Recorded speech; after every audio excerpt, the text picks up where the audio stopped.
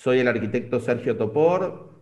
Hoy estamos acá reunidos con un panel muy particular de especialistas en nuestro medio y contamos con un asesor médico también. Cada uno se va a presentar para hablar sobre un tema que es fundamental para todos: el reinicio de las obras.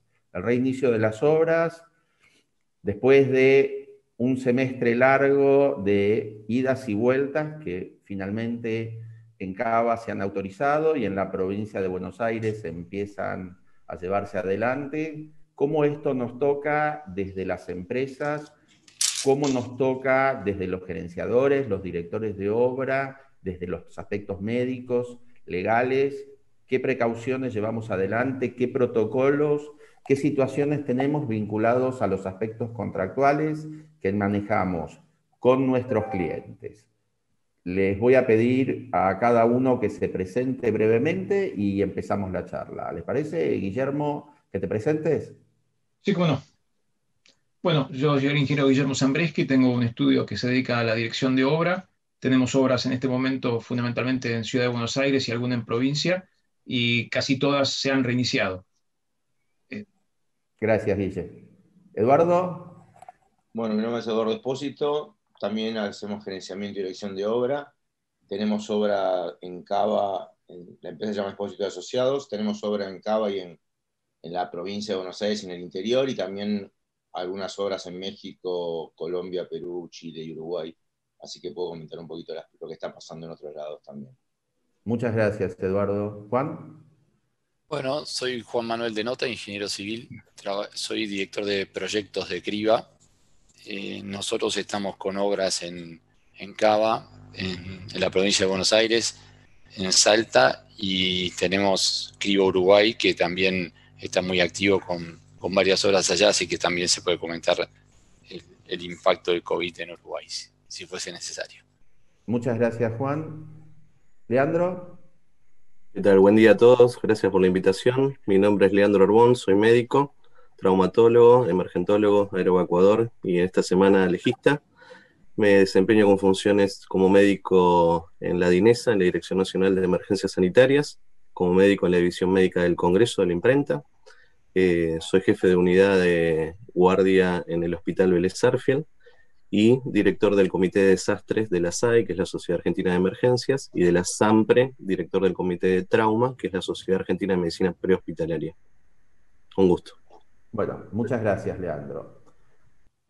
Vamos a empezar a charlar de aquellas situaciones que nos tocan en el día a día. Entonces le voy a pedir a Juan Manuel que nos cuente, muy somero, porque entiendo que todos hemos tenido un semestre para estudiarlos en detalle, cuáles a vuelo de pájaro los protocolos que está usando la empresa como para manejar temas vinculados a COVID y qué diferencias hay, si es que las hay, en Buenos Aires, en Salta, en Uruguay.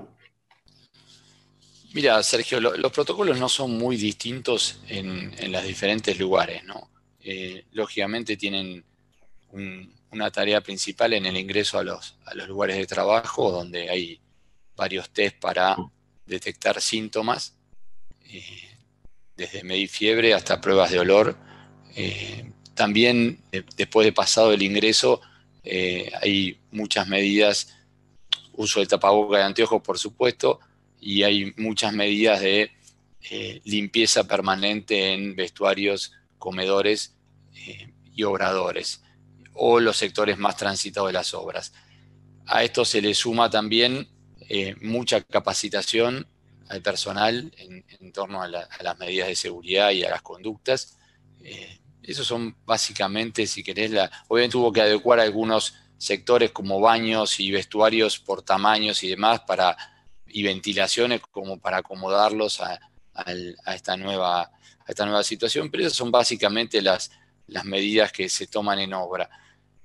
Nosotros veníamos trabajando con un médico que nos daba un apoyo ya antes del COVID, similar a Leandro, digamos, en su perfil, que también empezó a trabajar en el Hospital Fernández cuando arrancó el COVID, en la parte de febriles, y nos dio un apoyo muy fuerte tener digamos, el apoyo y la capacitación médica, porque una de las cosas que cuando empezás tema COVID es la capacitación del personal y que realmente entiendan las medidas, entiendan el porqué de las medidas, y lógicamente la capacitación por lo general en obra la dan los técnicos de seguridad e higiene, que no venían especializados en tema COVID o tuvieron que ir ayornándose.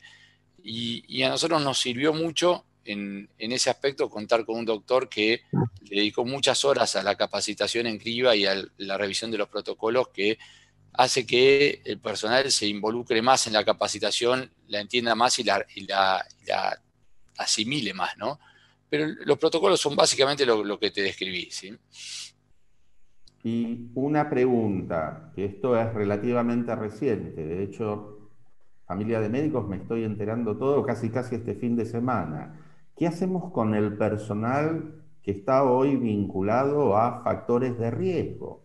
¿Sí? Algunos ya veníamos como más conocidos, evidentemente el que tenía diabetes, el que era mayor de 60 años. Tenemos mucho personal muy bien calificado de más de 60 años en el gremio.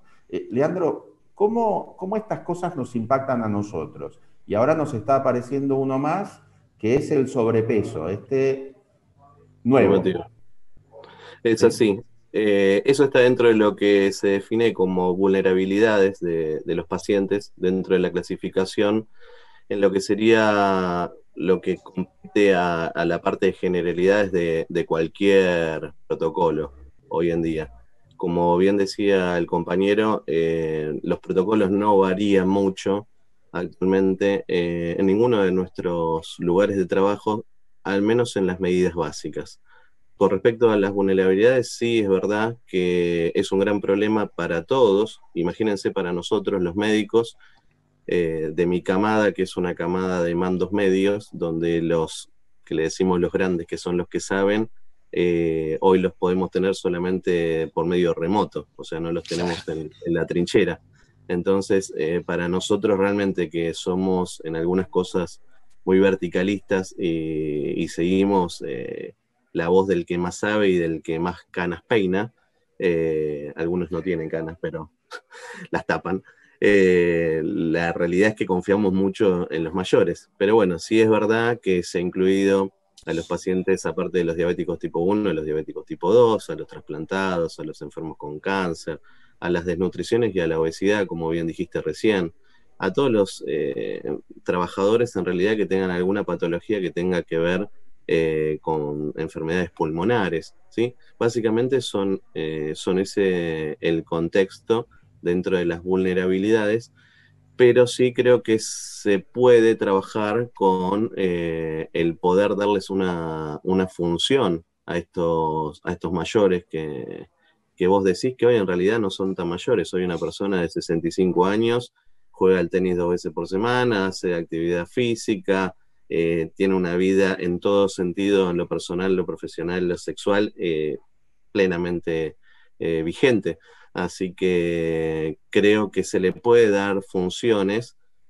De hecho, desde salud nosotros tratamos de que esas personas no queden desafectadas por una cuestión psíquica también. O sea, porque se sentirían corridas los que se formaron para este momento, sobre todo. Nosotros del Comité de Desastre, imagínense que hoy quedar afuera de esto no está muy bueno para la persona.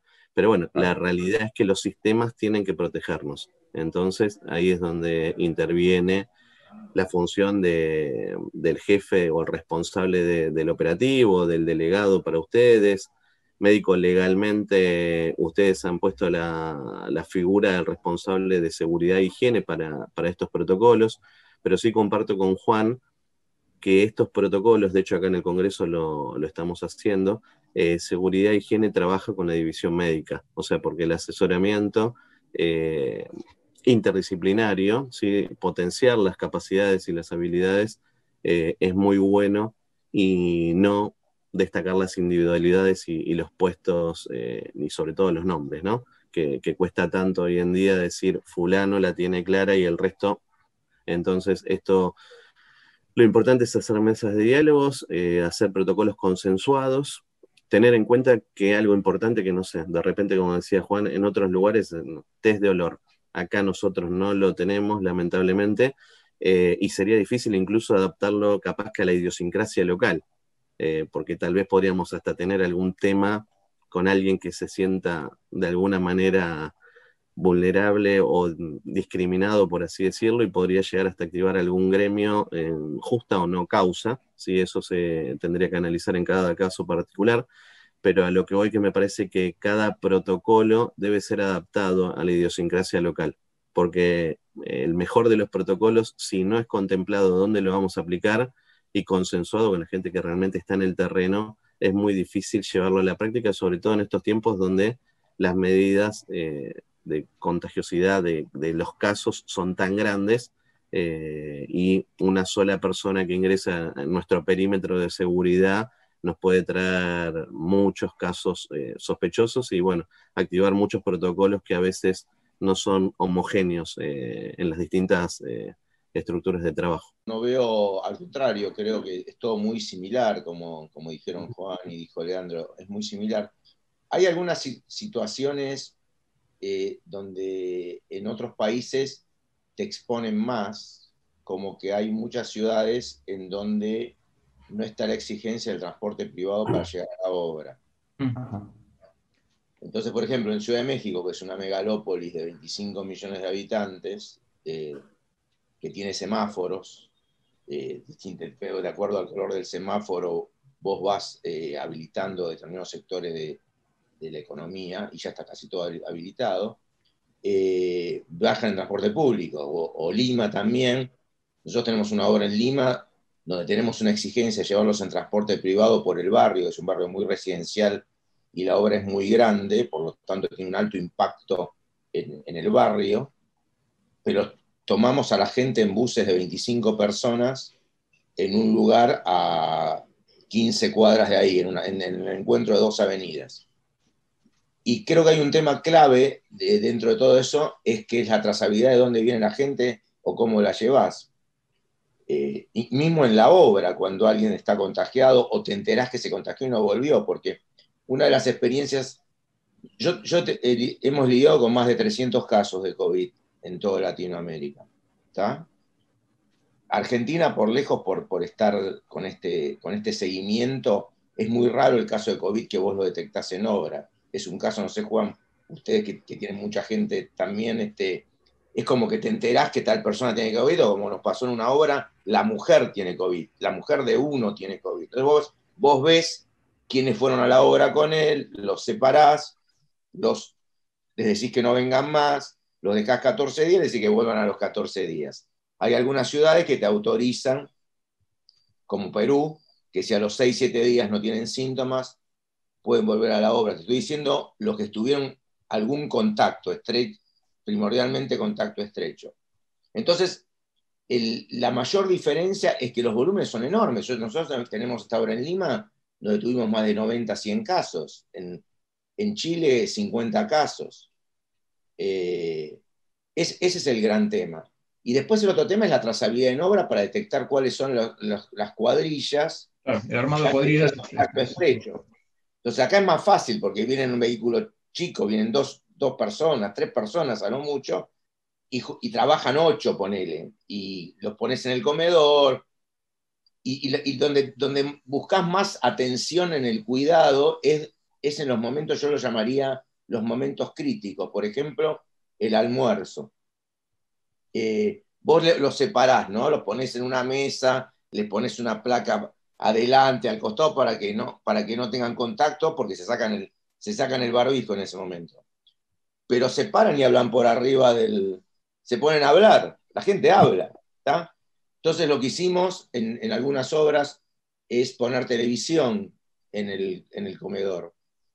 Bueno, podés prohibir hablar, pero la palabra prohibir no va tanto. Es como que tenés que tender a buscar el comportamiento, como las circulaciones. Entonces, al ver televisión, hablan menos. Las circulaciones, cómo subís y bajás una escalera, uno por un lado, otro por el otro. Eso se usa mucho en Chile. Chile también fue un caos. Chile hubo un momento donde vos podías llegar en transporte público directamente a la obra, y tuvieron que parar todo. Así que acá dentro de todo está la otra batalla, ¿no? ¿Quién paga? ¿Tá? ¿Quién paga el transporte privado? ¿Quién paga? O sea, que es la otra batalla entre los constructores, los desarrollistas, todos perdemos, compartamos. Sí, es una batalla que yo la tengo desde marzo, estoy en esa batalla, estando como de mediador, ¿no? Como gerenciador y dirección de obra. Que es bastante lógico, es verdad, todos perdemos. Y el otro tema es el profesional de tu empresa. ¿Cómo haces? Yo, por ejemplo, hoy tengo en un par de obras gente que ha estado cerca de gente con COVID. Yo no sé si fue contacto estrecho o no, en el sentido que pero sí estuvieron en un ambiente cerrado con una persona que un par de días después tiene COVID. Y esa persona le haces un PCR, pero le recomendás que no vaya a la obra, o dividís en dos los equipos de obra, porque no se te pueden caer todos. No puedes aislar a todo un equipo de obra. Y no somos tantos, ¿tá? Así que los protocolos son muy similares. Creo que el manejo fuera de la obra es clave. El hecho de no tener transporte público atenúa muchísimo el riesgo.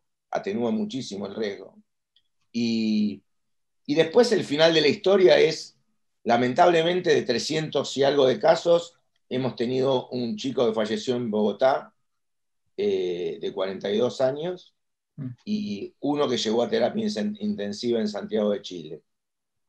Nada más. O sea, ninguno de los 300, todos volvieron o están volviendo a la obra sin situaciones complejas. Es suerte, no suerte, la estadística, un poco más abajo de la estadística, gente más joven. Acá Leandro puede decir que pero vamos a tener que aprender a vivir con COVID mucho tiempo más en las obras, y todas estas experiencias y estas charlas son muy positivas, porque todos los días descubrís una nueva. Si asumamos que por la forma en que está distribuida la gente donde trabaja, acá el transporte privado, como lo queremos llamar, es relativo. O sea, nosotros, a ver, no hay transporte privado que pasa a buscar a cada uno por la casa, eso es imposible por donde vive la gente. O sea, hay un semi-transporte privado desde punto lejano, donde concentran a la gente, suben en micros más grandes, con menos gente. Como decías vos, Eduardo, eso es una de las cosas principales. Un poco más difícil es, creo que, aislar las cuadrillas de trabajo en obra. Es un poco más difícil porque se cruzan, se mezclan. No trata de hacerlo. Yo veo el esfuerzo de las empresas en tratar de hacerlo. Hemos tenido realmente 2 casos detectados en obra, solamente, y la verdad que no fue bien. Digo, no fue bien porque en efectiva gente que se curó, volvió, y coincido con que el punto más conflictivo puede ser en la dinámica diaria. Vos podés hacer uno puede decir lo que quieras, pero no podés prohibirles levantarse y no sé, y hablar en un momento de relax o de descanso, como puede ser el almuerzo, ¿no es cierto? Pero es parte de lo que va a haber que convivir y darse cuenta que, bueno, que si alguien lo detectás, lo mandás a la casa. Con los equipos técnicos pasa lo mismo. O sea, nosotros, hay obras que no tienen equipos técnicos de 10 personas que de pronto, no sé, mandás a la casa 5. Tenés un equipo técnico de 2, o de 3, y bueno, si alguien tuvo contacto, haces eso, digamos, lo pones remoto durante 10 días a ver cómo nos va. Por suerte, en ese caso que tuvimos, obviamente tenés experiencias con eso, tuvimos la suerte, digo la suerte, puede ser una cuestión de estadística, que te pega, de que ninguno de los profesionales, uno solo se enfermó, uno solo, un arquitecta se enfermó, y por suerte la pasó como una gripe fuerte y nada más, y nada, eso fue el resultado. Sabes que a nosotros, agrego un poquito redondeando lo que dijeron Eduardo y Guillermo. La definición del contacto estrecho fue algo clave en la evolución de todas las medidas, ¿no? Porque obviamente el primer caso de COVID en una obra fue una sirena casi, digamos, hasta que todos empezamos a convivir con eso. Y al principio obviamente no, se separa todo el mundo, se para la obra, y después, trabajando mucho con el doctor que nos asesoró, el tema del contacto estrecho y trabajar muchísimo sobre eso, de no generar contacto estrecho, de manera que ante un caso que por lo general se da, como dijo Eduardo, no se da tanto en la obra. O sea, en los casos, con el protocolo de entrada que hay en la obra, además, la gente ya no va a la obra si siente algún síntoma, llama y dice que está con síntomas. O sea, yo creo que el protocolo en la obra, el filtro hace que la gente que tiene algún síntoma ni siquiera vaya a la obra, llame, y por lo cual no es que se detecta en la entrada de la obra permanentemente casos de COVID, sino que al revés, o casos de síntomas, sino que lo que hace es que la gente llame y en todo caso ahí se procesa y se le hace un estudio y demás, ¿no? Entonces es importante el concepto de contacto estrecho para no tener que paralizar todas las tareas, para no tener que parar a todo el personal. Y a nosotros nos ha dado que funciona realmente. Si vos usás el tapabocas, los anteojos, hemos tenido casos de gente que compartió lugar de trabajo sin tener contacto estrecho y no implicó el contagio, al revés, te va demostrando la actividad que ocurre eso, ¿no? Creo que igual está bien lo que venimos charlando, los conceptos. Me parece muy bueno el punto de vulnerabilidad que refiere Eduardo, que es el punto crítico que vemos en casi todas las instituciones, que es en el momento en que se bajan el tapaboca para ingerir o se bajan el tapaboca para exhalar, fumar, ¿sí? Que es una de las cosas que estamos tratando de, sin ser de manera punitoria, transmitir de que realmente no está bueno, más allá de que está prohibido en nuestros lugares de trabajo, al menos en los que me desempeño yo, es el punto crítico, el momento en el que el compañero se baja el tapaboca, y de hecho el tapaboca queda en un lugar que está sucio, porque el tapaboca cubre la boca, la nariz, y tiene que cubrir el mentón, y si yo hablo con otra persona que me puede llegar a infectar, voy a estar cubierto en los ojos, pero la frente y el cuello van a quedar expuestos. Entonces, si yo bajo el tapaboca que me está protegiendo las fauces hacia el cuello y me lo vuelvo a poner, me estaría poniendo el contacto del tapaboca con el cuello sucio hacia las fauces de nuevo. Son cosas que a veces no se piensan, ¿no? Porque uno, en la correcta colocación y extracción de un barbijo, un tapaboca, tiene que ser desde de los elásticos. De esta manera me lo pongo, de esta manera me lo saco, y lo dejo. Hay una parte limpia y una parte sucia, ¿sí?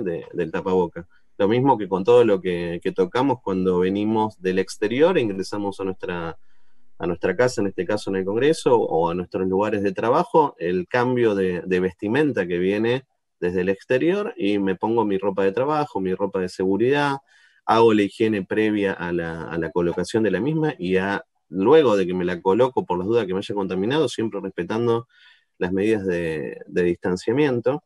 Pero creo que, respecto a lo que estaba diciendo Juan, es muy importante en el caso de cuando se detecta el caso sospechoso o potencial, que haya una sola línea, una sola voz de mando y un solo lugar de consulta para la toma de decisiones. O sea, porque lo que nos ha pasado en muchos lugares es que hasta como es algo relativamente nuevo, aún no está homogéneo, incluso entre los propios colegas. Es como que cada maestrito tiene su librito, y en esto es medio difícil, porque hemos ido incluso con la OMS y con la OPS, que barbijo sí, que barbijo no. Entonces es complejo unificar, pero sí creo que el equipo de toma de decisiones, sea la división médica con el servicio, el departamento de seguridad e higiene, o la cabeza a cargo del equipo, obviamente con respaldo científico. De hecho, las normas están publicadas desde el Ministerio de Salud, a quién debemos considerar contacto estrecho. Y si hay dos personas que están a más de 1,5 metros, 2 metros, usan el tapabocas y estuvieron menos de 15 minutos, por más que sea positivo, por lo general no pasa. Ahora sí son significativos sus números respecto a,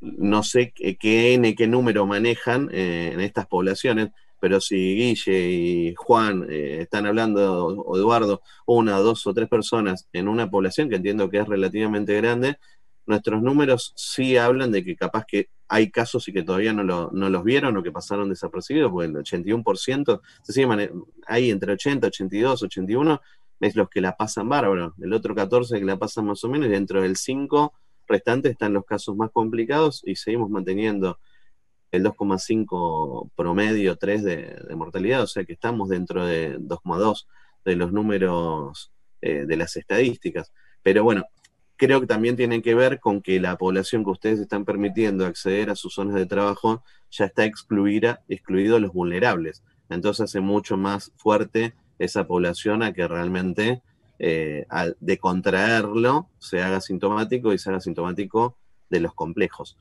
pero dentro de los protocolos está muy claro cuándo y a quién tengo que aislar y a quién no. Y estoy de acuerdo que con Juan, yo de hecho, la primera vez que me aislaron fue por una cuestión de que hicimos una capacitación con una anestesióloga y el domingo, a los 4 días de eso, 5 días de esa capacitación, me llamaron por teléfono, estaba haciendo un asado y tuve que dejar a mis hijos e irme porque supuestamente estaba mancha, como decíamos cuando éramos chiquitos. Entonces, es complejo. Pero creo que si seguimos los protocolos y básicamente respetando las leyes, la 24.557 y la 19.587 y todos los decretos y las resoluciones de la SRT, no tendríamos que tener ningún inconveniente en volver al trabajo, digo, ¿no?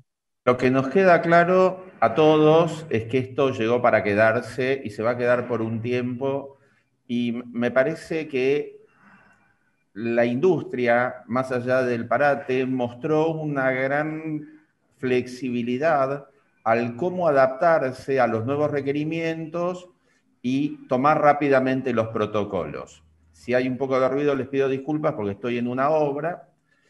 Y me gustaría pasar al tema siguiente, que es un tema que ya apareció en esto que Eduardo comentó, que es este tema de los protocolos, los parates y todo. Evidentemente ha tenido un enorme impacto sobre nuestra gestión, nuestra relación, nuestra productividad y la relación entre las partes.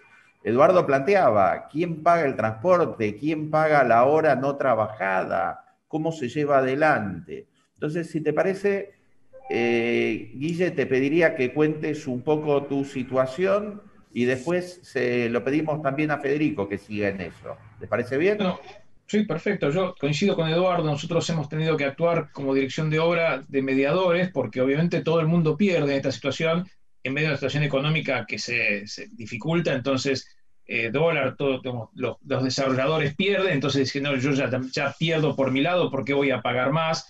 Y hemos tratado de ser mediadores entre los que pagan y los que contratan los servicios, digamos, porque como dirección de obra nos hemos tratado, y yo he tratado de instalar como fiel de balanza, porque evidentemente hay costos que las empresas, a mi entender, ¿no es cierto?, nunca previeron cuando confeccionaron su precio y que tampoco tendrían que pagar ahora, pero es una situación compleja.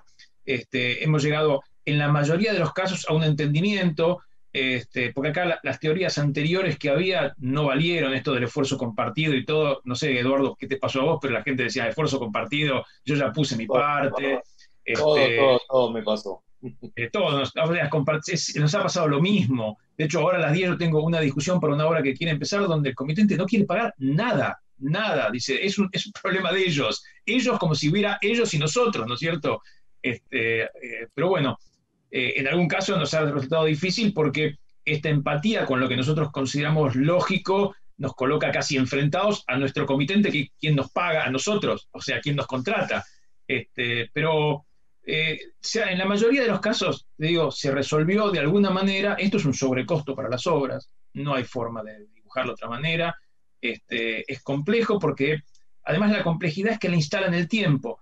Yo creo que fue muy relajante el hecho de poder empezar las obras, porque no nos olvidemos que durante un periodo importante había sobrecostos, no sé, seguridad de higiene, mecanismos de seguridad, mantenimiento de póliza, todo, que le decías al comitente hay que pagarlo y la obra estaba parada, con lo cual a mí me pasó que era mucho más difícil convencerlos en ese momento que con la obra funcionando. Con la obra funcionando creo que hay otro incentivo, claramente hay otro incentivo, de decir, bueno, está bien, es un sobrecosto, lo pago, pero no fue sencillo. A mí no me resultó nada sencillo. Fue muy, muy tensionante. De hecho, sigue siendo. Totalmente, y no se acaba porque puede que tengamos una contingencia puntual en una obra donde algún sector tenga que cerrar, es un sobrecosto. Y también tenemos que tener en claro que los proveedores también tienen estas contingencias que claramente nos afectan. Entonces, Federico, te cedo la palabra. ¿Cómo lo están manejando en Asolini? Lo que decía Guillermo hace un ratito, sin duda es un sobrecosto para la obra, ¿no? Ahora, nosotros, nuestra política de trabajo es siempre jugar en equipo. Para mí, en nuestra empresa no hay un nosotros y ellos, sino que estamos todos dentro del mismo barco para tratar de llegar a buen puerto con la obra, en tiempo, en forma, y justamente evitar inconvenientes. Es cierto que, y nosotros, bueno, valoramos mucho que ya se puedan empezar la gran mayoría de las obras, a poder construir nuevamente y a trabajar en un periodo de, yo lo llamaría nueva normalidad, en base a, bueno, a todos los protocolos y capacitaciones y cosas que hay que tener en cuenta para las obras, porque es mucho más fácil de llevar adelante cualquier tipo de negociación, ¿no? Con el cliente y con el consumidor final, mientras que la obra esté funcionando. Ahora, cuando no estaba funcionando, es distinto, se hace todo más cuesta arriba, desde ya, fundamentalmente porque uno como consumidor final o como desarrollador por ahí no entiende que hay costos fijos o costos fijos de la obra, me refiero, que hay que seguir pagando. Nosotros estamos llegando en distintos acuerdos, siempre por esta misma línea, ¿no? Con nuestros clientes, con estos costos que son mayores costos en la obra, y siempre con una misma línea de trabajar justamente en equipo, compartiendo lamentablemente estos sobrecostos que ni nosotros como empresa constructora ni el desarrollador los hemos previsto, ¿no? Es algo, entiendo que muy, muy atípico.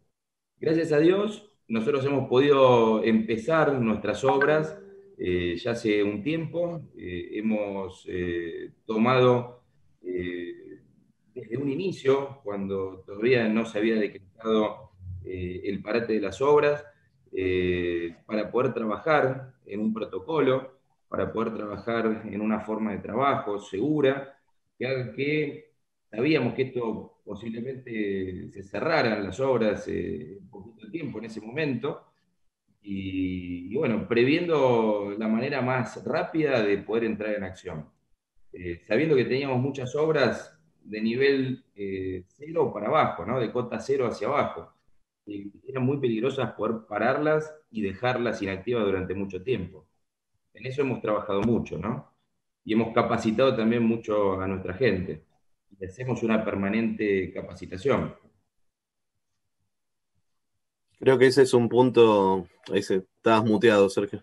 Les planteo, por el ruido entonces me muteo. Les planteo un tema más. Primero me gustaría conocer la opinión de Juan Martín respecto al tema este del costo, la visión de las empresas, y un tema de mucha preocupación para el gremio es, todos nosotros somos exponentes, entre comillas, de obras de cierto porte.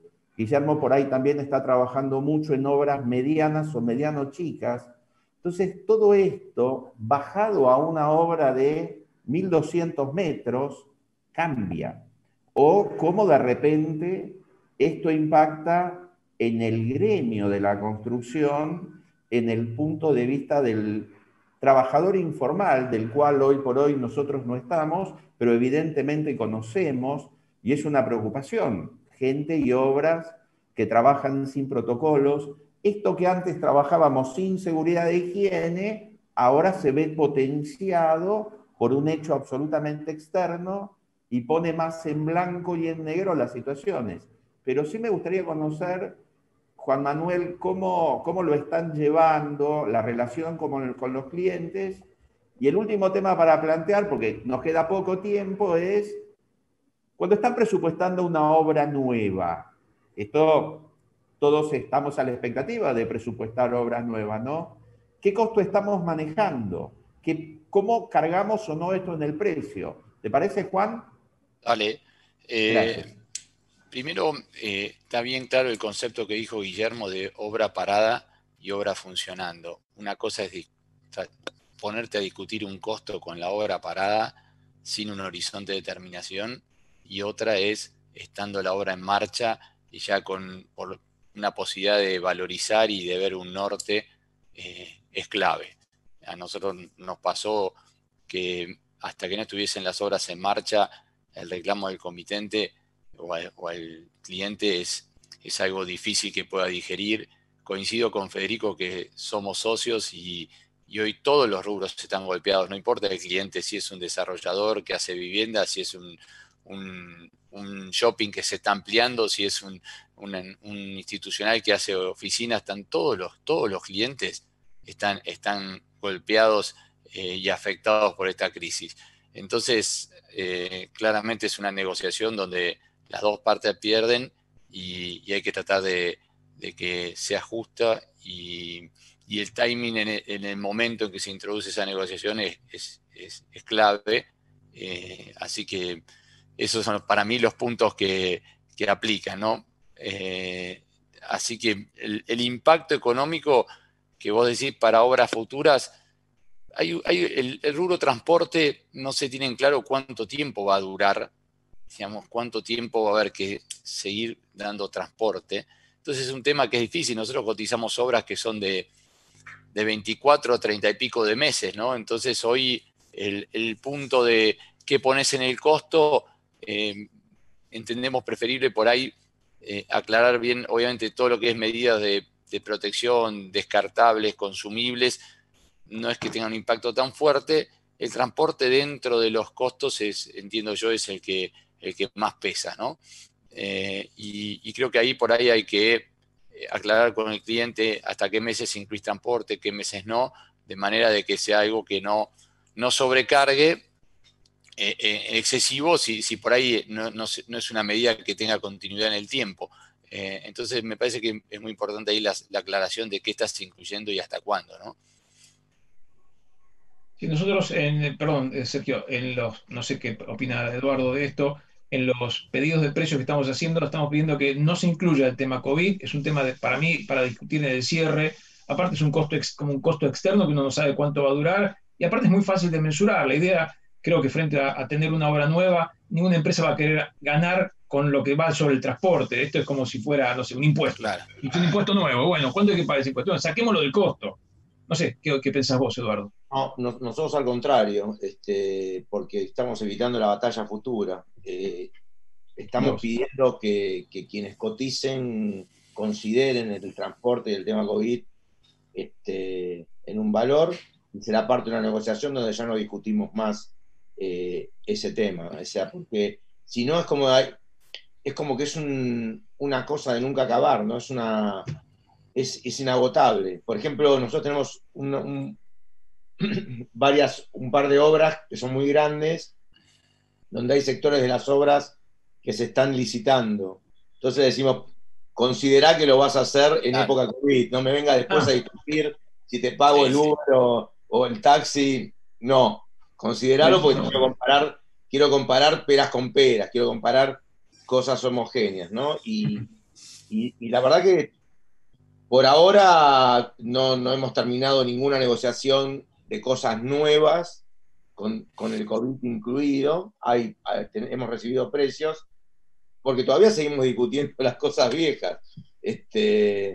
Viejas en el sentido que te pago el 50, pagamos la mitad cada uno. Bueno, pero ¿por qué no pediste el ATP? No, porque no me lo dieron, y que es mi culpa, te dice el cliente. Es tu problema. Si te va bien es porque no lo necesitaba. Bueno, pero me va bien, pero no es un problema de tu obra. Y uno está en el medio, estás como en el potro tirándote, porque lo que interesa es que la obra se haga. ¿Estamos de acuerdo?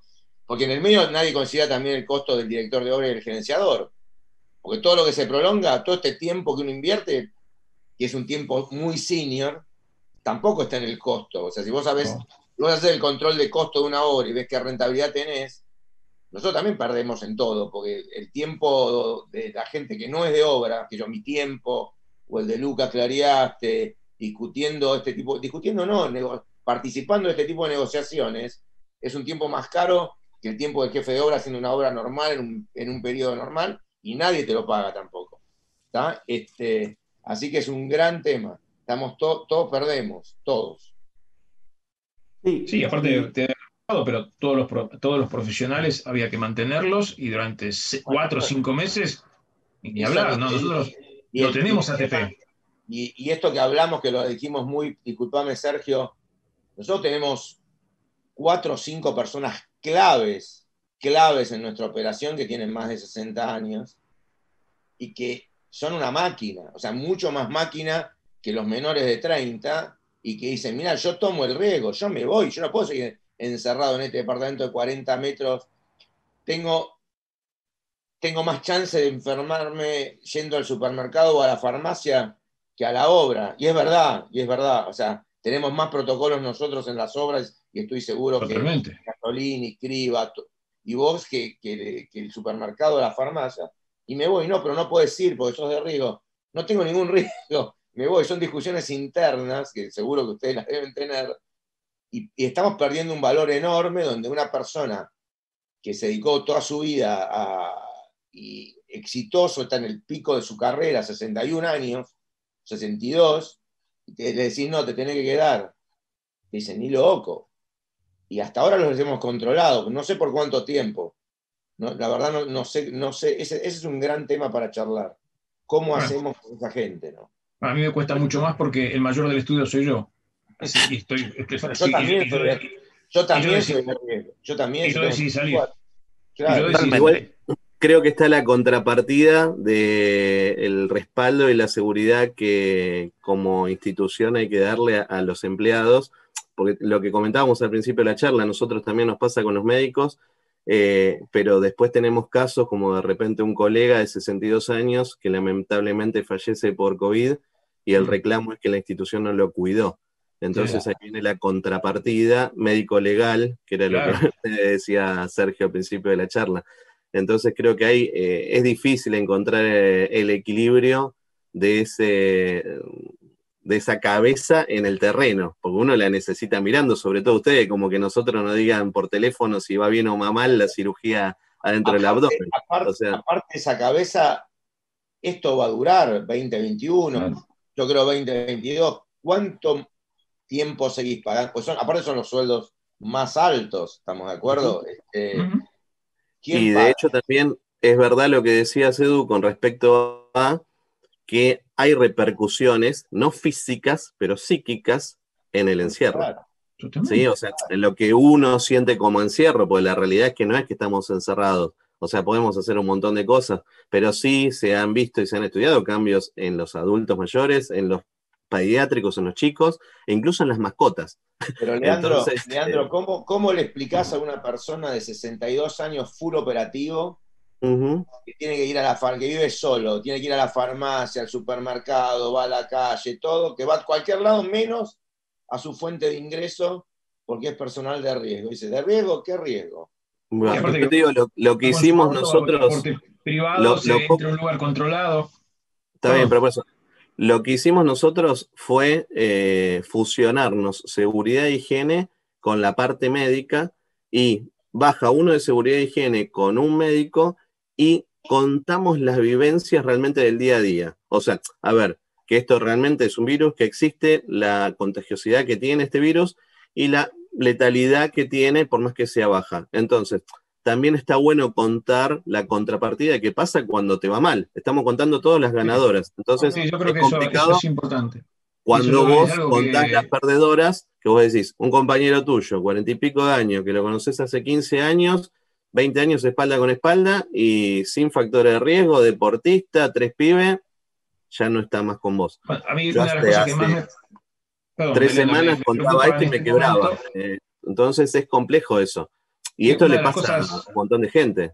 Que creo que hay que tener en cuenta y más me preocupa en este momento es el tema de que relajemos porque no nos pasó nada hasta ahora. Yo te digo, le tengo bastante cuidado a ese tema en obra porque es muy difícil sostener. O sea, vos esto lo podés sostener una semana, 2 semanas, 2 meses, 3 meses, 4 meses. Pensar que lo vamos a tener que sostener casi medio año más, por lo menos, o más. Yo te diré un poquito más. Me preocupa. Me parece, señores, que ya estamos en horario de cierre. Este es el buen mensaje de cierre. No tenemos que acostumbrarnos y relajarnos y pensar que ya con un poco de limpieza, unos barbijos y los protocolos estamos.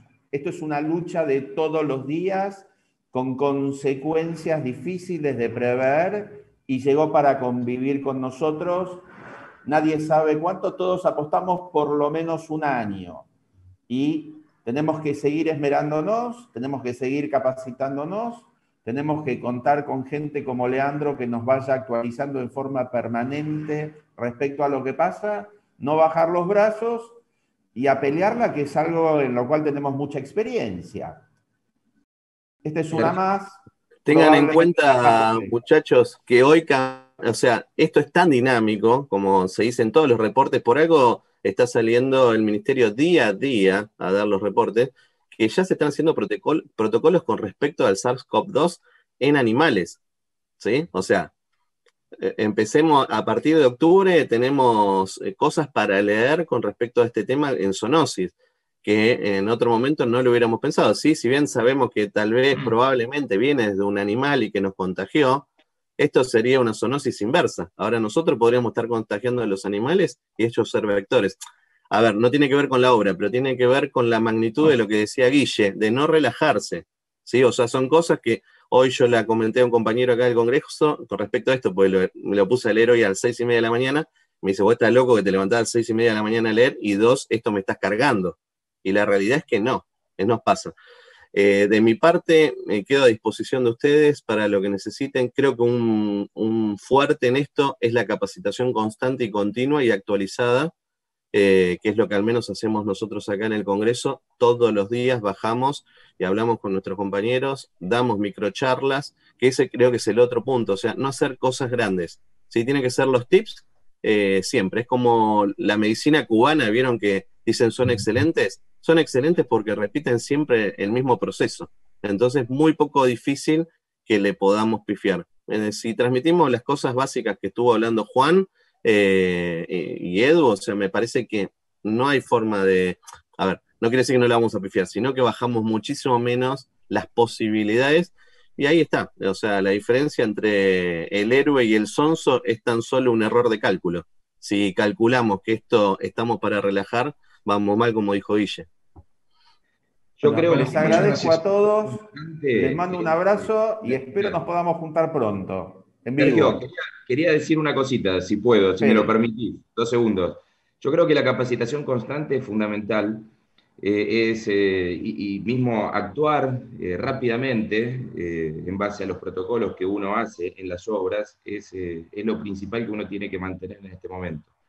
Pero también, como esto viene para largo plazo, creo que tenemos que pensar en nuevas formas de trabajo y nuevas formas de trabajo en obra, fuera de obra. Por ejemplo, nosotros estamos trabajando en un proyecto donde estamos incorporando mucha tecnología a la construcción y estamos trabajando con mecanismos de construcción off-site, o sea, fuera del sitio, donde mucha parte de la obra se hace en nuestras plantas, en ambientes totalmente controlados, con una cantidad de gente distribuida de tal manera que uno no tenga mayores riesgos que en una obra, al contrario, tenga menores riesgos que en una obra, y uno puede trabajar también en otros horarios.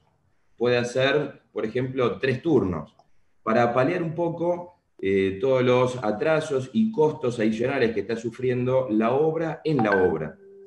Nosotros estamos trabajando con sistemas modulares y panelizados, donde uno está reemplazando parte de las instalaciones, parte de la albañilería, por ejemplo, en llevar baños modulares completamente terminados, instalados, testeados, bajo protocolos y también normas de seguridad que hacemos en nuestra planta, y se insertan dentro de una construcción tradicional. Lo mismo que el resto de la albañilería, para trabajar en paneles 2D, para insertarlos en una estructura de hormigón, por ejemplo. Y esos son, por ahí, nuevas formas de trabajo, ¿no? Que empiezan a ser disruptivas a lo que nosotros habitualmente hemos considerado como la construcción en el sitio, ¿no? In situ, que es totalmente convencional y tradicional.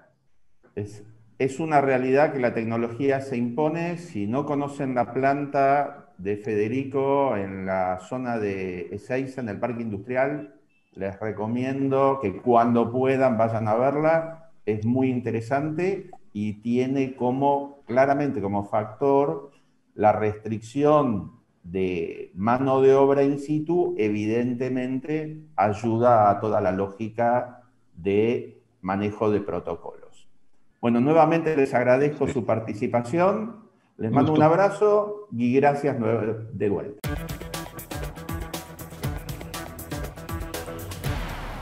Break it down.